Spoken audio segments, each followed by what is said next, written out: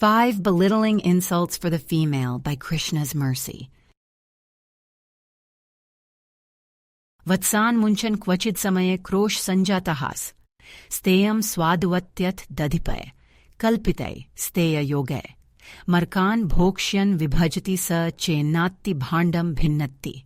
Dravyalabhe sagraha kupito yatyupkroshya tokan. Quote, Our dear friend Yashoda, your son sometimes comes to our houses before the milking of the cows and releases the calves, and when the master of the house becomes angry, your son merely smiles. Sometimes he devises some process by which he steals palatable curd, butter, and milk, which he then eats and drinks. When the monkeys assemble, he divides it with them, and when the monkeys have their bellies so full that they won't take more, he breaks the pots. Sometimes, if he gets no opportunity to steal butter or milk from a house, he will be angry at the householders, and for his revenge he will agitate the small children by pinching them. Then when the children begin crying, Krishna will go away. Shrimad Bhagavatam 10:8-29. In this hypothetical situation, we have a man who is familiar with the handicapping system passed forward in the Vedic tradition. This applies to the likelihood of achieving liberation in ending the cycle of birth and death. This man is proud of their manhood, of their birth in what they consider to be a superior form. They have come across the description of pop yoni and know that it applies to a variety of circumstances. Mahi parth vyapashritya yepisyu pap yonaya striyo vaishyas tatha shudras tepi yanti param gatim. Quote, O son of Pritha, those who take shelter in me, though they be of lower birth, women, Vaishyas, merchants, as well as Shudras workers, can approach the supreme destination. Lord Krishna, Bhagavad-gita 9:32. Proud of their position, this man attempts to take advantage by belittling others. They particularly focus on the female, and they regularly offer criticisms along the following lines. 1. You are less intelligent. Let's face facts for a moment. The reality is that you are not very smart. You are not even wise enough to understand the magnitude of the insult. When I speak on the difference between matter and spirit, on the need for realizing Brahman, with a focus on spirit instead of matter, it is like I am speaking a different language. You have no idea what I'm talking about. If I ever should offer constructive criticism on something simple, you lose your mind. You start yelling and screaming. There is a reason that the more a husband thinks he is winning in an argument, the more he is actually losing. It is better to set aside logic and reasoning when dealing with you people. What could you possibly ever teach us? 2. You are focused on externals. Always with the makeup, always with the clothes.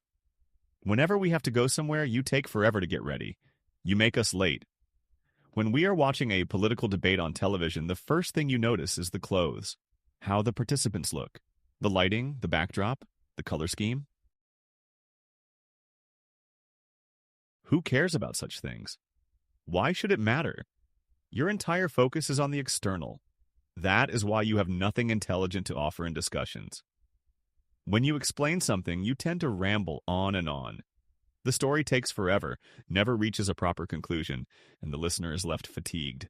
You have too many thoughts going through your mind at a single moment, and that is why you can't settle down and properly deliberate on any meaningful topic.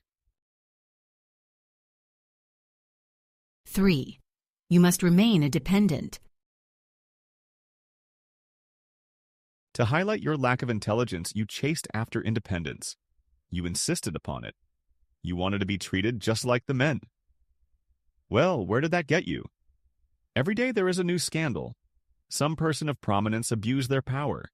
They made women in the workplace do horrible things. The women went along with it. That is, of course, until they lost their job. When the arrangement no longer worked for them, financially, they decided to go public with their story.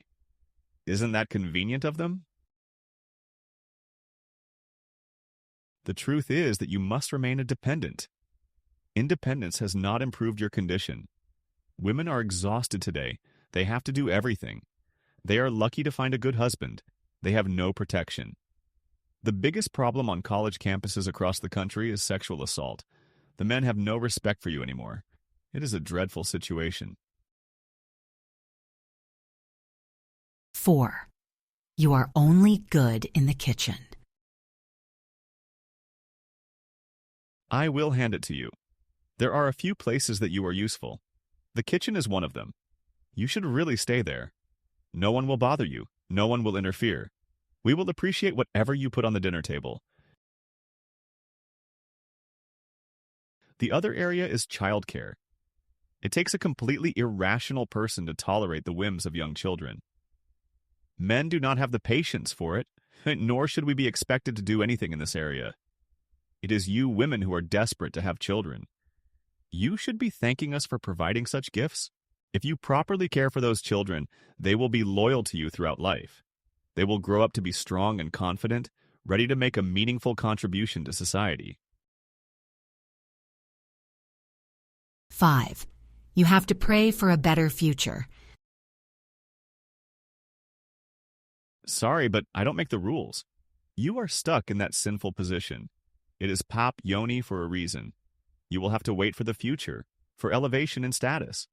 There is nothing that can be done. It is like a prison term that must be served until completion. Just help out the men, don't cause too much trouble, and you will likely get a higher birth in the next life. As a good wife, you can share in the merits accumulated by your pious husband.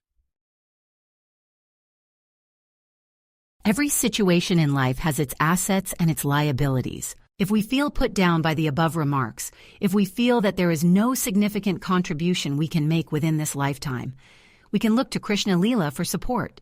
It is like the greatest contradictions of sorts to turn all the rules upside down. Krishna is the supreme personality of Godhead after all. Who he delivers, who he chooses to interact with, where he decides to roam, what visions he exhibits, these teach so much about the nature of the Almighty. In the farm community of Gokula Vrindavan, Sri Krishna shows the most adorable vision of a clever thief. He shows this vision to the women of the community, who are known as gopis. His contraband of choice is butter. Krishna intrudes into the homes of the neighbors. He is otherwise too young to know what to do. He should not be this clever.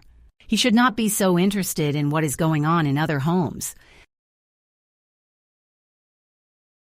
But there is no one who can compel the Supreme Lord to follow any particular direction.